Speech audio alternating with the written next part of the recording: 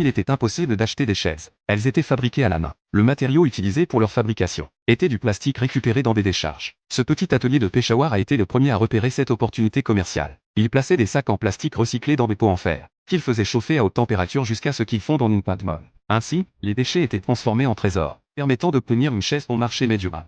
Le produit fini s'étant révélé économique et pratique, offrant un excellent rapport qualité-prix. Il est devenu extrêmement populaire parmi les habitants. Examinons le processus de production. Le plastique fondu est laminé en feuilles. Un marteau est ensuite utilisé pour briser les feuilles refroidies en morceaux plus petits. Les ouvriers introduisent ces morceaux dans un broyeur, qui les réduit en fines granulés de plastique. Une fois ces granulés préparés, les matériaux nécessaires à la fabrication des chaises sont prêts. Mais c'est maintenant que commence le véritable travail artisanal. Le maître mélange soigneusement les granulés avec de la poudre de pigment, pour obtenir la couleur souhaitée. Ils sont ensuite introduits dans la trémie d'une machine d'extrusion. Sous effet de température et de pression élevées, les granulés fusionnent en plastique fond, accompagnés de vapeur et d'une odeur désagréable. Le plastique fondu est extrué à travers des moules pour former des bandes de plastique.